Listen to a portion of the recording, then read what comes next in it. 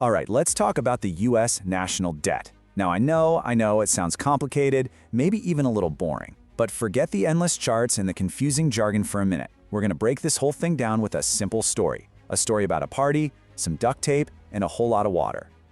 Just look at that number, $38 trillion.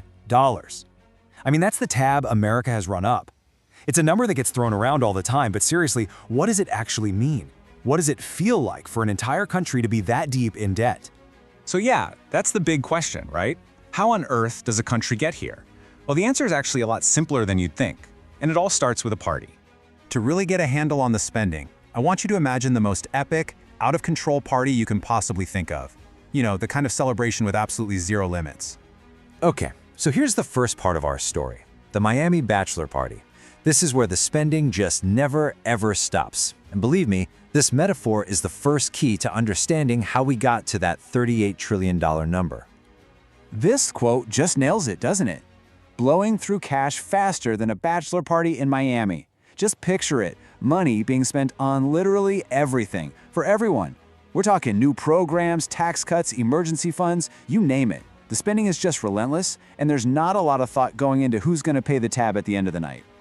So this is what that party mentality really looks like. First, there is zero budget worries in the moment. The only goal is to keep the party going, whatever it takes. Second, all the fun, all the benefits, they're happening right now. The bill, that's a problem for the future. And finally, there's this kind of unspoken assumption that someone else, maybe the next generation, is going to be the one to cover the costs.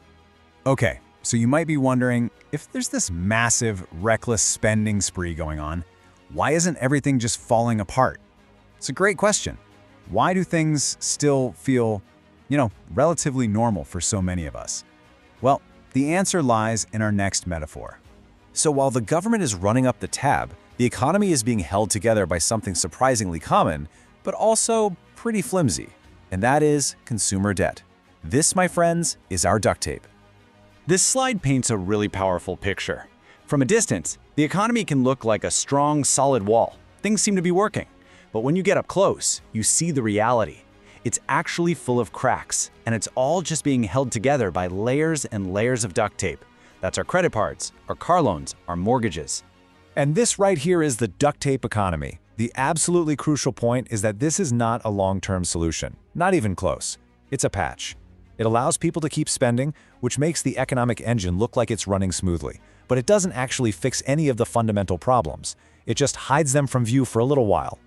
And that's the really scary part, isn't it? Because we all know duct tape gets old, it peels, it loses its stickiness, and eventually, it fails. And when it does, all those cracks it was hiding are suddenly right there for everyone to see. Which brings us to the final and, frankly, the most serious part of our story. The real consequence of the party and the duct tape isn't some big, sudden, explosive crash. Oh no, it's much quieter and way more insidious. It's like the water level is slowly, silently rising all around you. Let's just walk through this process. As that national debt gets bigger, it puts pressure on everything.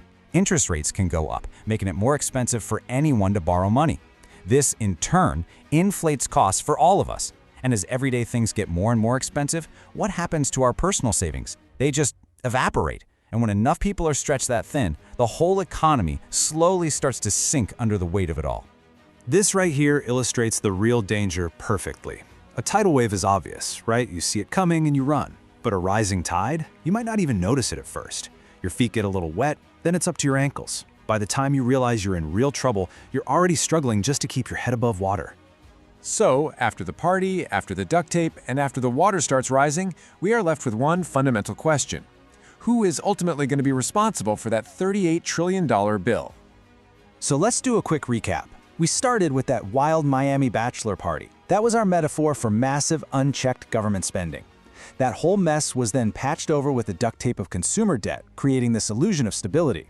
And the consequence of it all is a quietly drowning economy, where a rising tide of costs is slowly pulling everyone under. And that brings us right here to our final thought. The music is stopped, the lights are on, and the host of the party is long gone, but the bill remains. That $38 trillion question isn't just if it will be paid, but by who? And what happens if we can't? That's something to think about.